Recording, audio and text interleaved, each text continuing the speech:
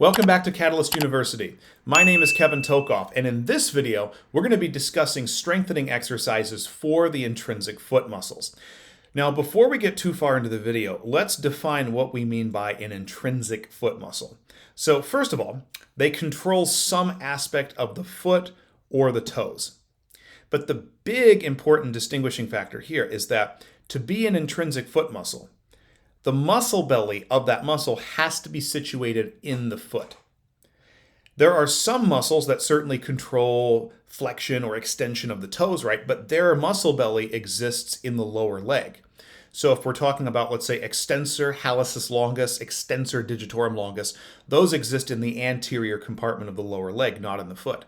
If we're thinking about the corresponding flexors, digitorum longus and hallucis longus, their muscle bellies exist in the sural part of the lower leg. So those would be extrinsic foot muscles, if you want to call them that.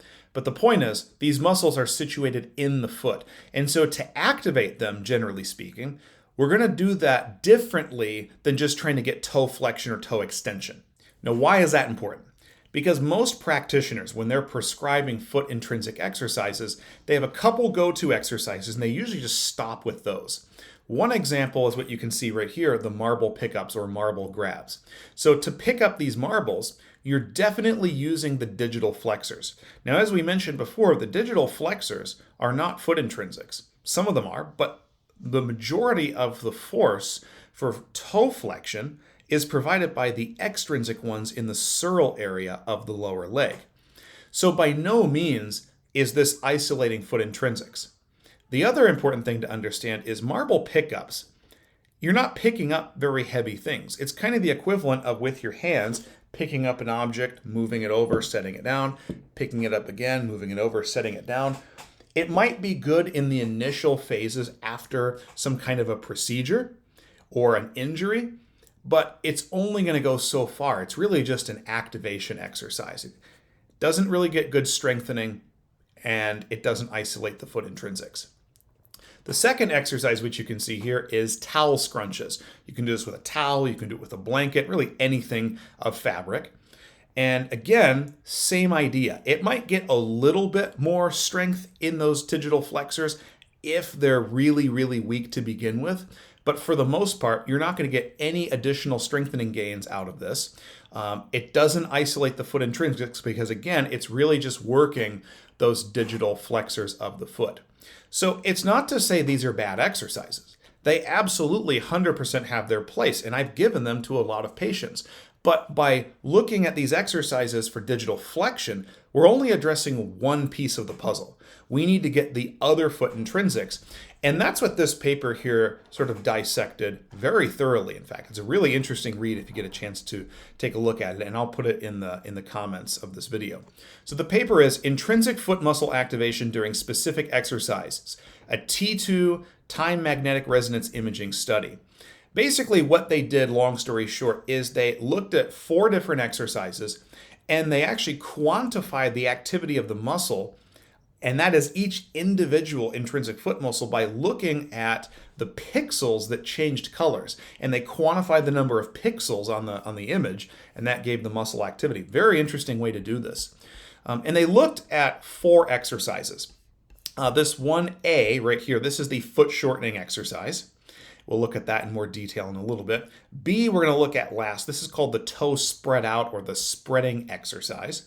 And then C and D are very similar. In C, the big toe comes up and the other 4 toes stay down. And then in D here, it's the opposite. The big toe goes down and the other 4 toes come up. These 2 exercises, C and D, I usually treat as one distinct exercise. It's called toe yoga. We'll be looking at that in just a few minutes. And in toe yoga, we just alternate between these 2 positions. But because they are different movements with presumably different muscle patterns of activation, they used them here as 2 separate exercises. And what you can see down here is the activity, relative activity that is, of each of these intrinsic foot muscles. This is incredibly impressive here for all 4 of these exercises.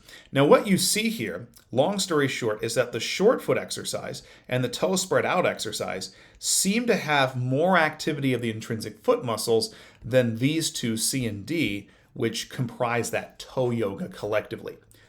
And you say, well, Kevin, I got 4 exercises here. Clearly, the first two, if you look at these numbers, give much better intrinsic foot muscle activation than the latter two, which is toe yoga. Why don't I just stick with these first two? Here's why. The short foot exercise is honestly pretty straightforward. Most people might take a little bit of cueing. Most people are able to get this pretty well. And then you can progress it, as we'll talk about later. The toe spread out exercise, that is easier said than done. When they did this study here, if you look at the exclusion criteria in the participants, they basically excluded everyone who wasn't already able to do the exercise.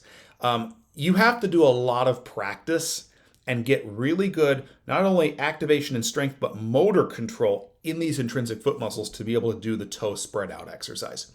And so one of the things that I would actually recommend first is to master the toe yoga exercises. And once you're able to do those, particularly D right here, as we'll talk about later, it makes the toe spread out exercise quite a bit easier. So really the toe yoga is sort of a regression, or let's say a prerequisite / precursor to the toe spread out exercise, which is quite difficult. A lot of patients won't even be able to do the toe yoga. So if they can't do that, it's very, very unlikely they're going to be able to do the toe spread out exercises. But bottom line, any one of these exercises is going to be good for foot intrinsic activation, much better than just doing marble pickups or towel scrunches. So let's get into each of these individual exercises right now. Now, other than marble pickups or towel scrunches, the most basic foot intrinsic strengthening exercise that everybody should master is what's called arch lifts. It goes by other names like foot doming or the short foot exercise or foot shortening exercise, but it all refers to the exact same thing. It refers to elevating the medial longitudinal arch of the foot using the intrinsic foot muscles.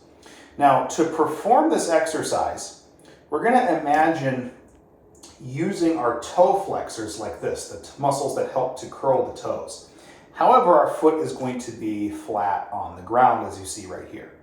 But instead of just curling the toes along the floor like this, that would essentially be what you do with towel scrunches, we're going to imagine driving those toes directly down into the floor, directly down into the earth, and trying to not let them move at all.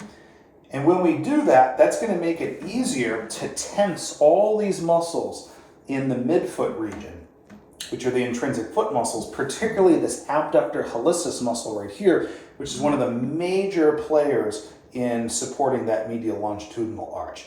So let's take a look at the movement right here. So you see there, the arch comes up, and it's a very subtle movement, especially for people with flat feet like me. We did not hit the genetic lottery when it came to feet, particularly the arches. And a lot of us also have some subtalar pronation. So for reasons that we mentioned at the start of the video, it's really important to strengthen these intrinsic foot muscles. Usually with this exercise, I'll have people hold for anywhere between 5 to 10 seconds, and we'll start in a sitting position, okay?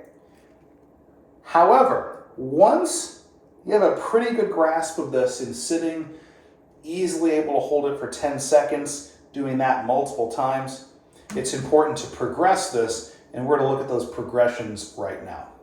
Now, generally, when I have somebody starting to do arch lifts for the first time, I have them do it in a sitting position. A lot of people will be able to progress pretty quickly into a standing position, and then that's what I'll prescribe for their home exercise program. Do arch lifts in a standing position. The benefit of doing it in a standing position is you obviously have more weight put through the foot, and it gives a greater challenge for those foot intrinsic muscles. Once standing becomes pretty straightforward, pretty easy for them, we're going to progress to single leg stance, right and left. And with single leg stance, you can make this easier or more difficult. I might have them start by using bilateral upper extremity support, and then take one hand away, and then eventually do it with no arm support. So it's just entirely on one leg. And by doing that versus upper extremity support, there's an even greater stability requirement for those foot intrinsics, and it works them much, much harder. And then we would progress to doing it with a functional movement, maybe a sit to stand. You could even get somebody on a leg press and do it that way. You could do it during a deadlift or a single leg deadlift. Anything like that is going to be more functional. And of course, we want to make things as functional as possible. Now, at some point, arch lifting is going to become sort of obsolete for the person. We want to make this even more challenging. So at that point, and especially to get better motor control in these muscles, we're going to progress into toe yoga, and that's what we're going to see right now. The next exercise we're going to be looking at is what is known as toe yoga. Now, if you get into the weeds of this, there's a lot of progressions of this that are extremely difficult and probably take many, many years to master. It requires an extensive amount of motor control of the individual digits of the feet. And really, the vast majority of people that come into your clinic for foot and ankle issues don't need that. All they need is the basic toe yoga exercise, which is what we're going to cover in this video with some very reasonable progressions, and you'll see those in just a minute. So what I'm going to be doing here is I'm going to be treating my big toe as one separate unit and my other 4 toes as another unit. And so I'm going to attempt to fractionate or to dissociate the movement of my big toe from the other 4 toes. So generally speaking, there are 2 positions here. The first one, which I think is the easier one for most people, is to keep the 4 big toes on the floor and elevate the big toe, okay? Usually I'll have people hold that for about 3 seconds, although you could have them hold longer. Then what we're going to do with control is lower the big toe down and elevate the other 4 toes. And then we just switch. Maybe hold 3 seconds there, and then there's the other position. Kind of zoom in on that a little bit here, move the foot a little closer.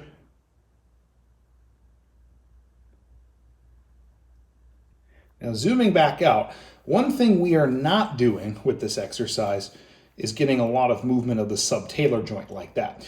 Really, I want my ankle to be pretty much static, okay?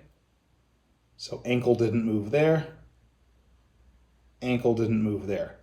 If the subtalar joint is moving a lot, or you're noticing a lot of movement at the ankle, you're likely getting a lot of compensations that you want to avoid. And completely isolate this to the foot intrinsics, as you see right there. Now, toe yoga has the same basic progressions that the arch lifting has. You might begin doing it in a sitting position and pretty quickly progress to standing, and then eventually to single leg support and to a functional movement. And you can do this with no band. But obviously, one way you can progress the sitting, standing, and functional movement pattern for this is to use a band, and specifically what's called a toe band. You can certainly get a TheraBand, loop it up, and use that, but a toe band is really preferable. And I'll put a link to purchasing toe bands in the comments of this video.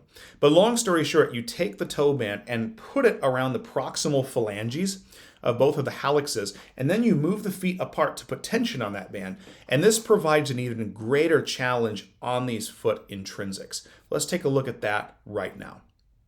Now, one great way to progress this exercise is to do it with both feet at the same time and to actually use what's called a toe band. So that band that's going between the proximal phalanges of both hallexes right there, that is a toe band. It is not a regular TheraBand or a monster band.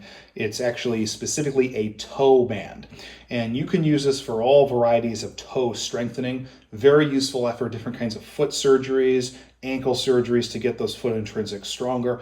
I'll put a link to that in the comments of this video or the description.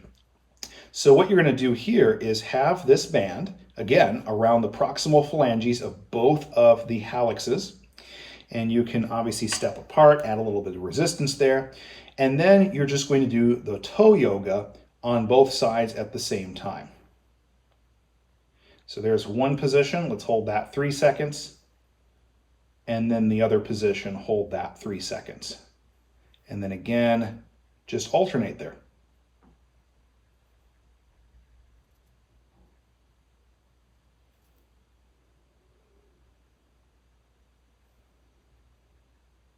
Now, according to the article we were looking at, another really good foot intrinsic strengthening exercise is what's called the spread out exercise or the toe spreading exercise.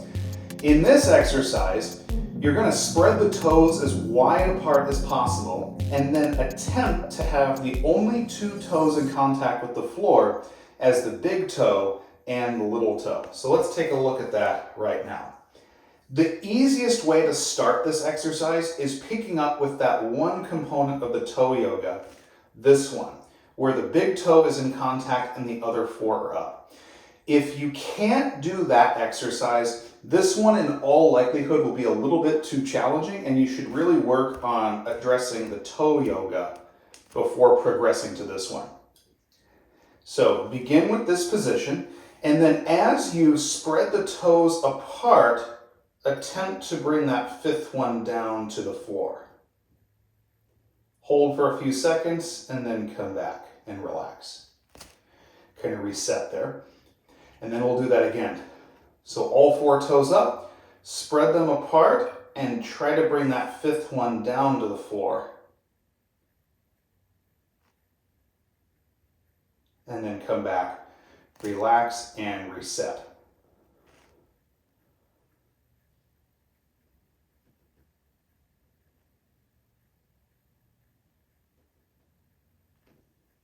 Now this is probably getting a little monotonous at this point, but again, the toe spread out exercise has the same basic progressions that we saw in arch lifting at the beginning of the video. That is beginning in sitting, going to standing, single leg support, and then going to something functional.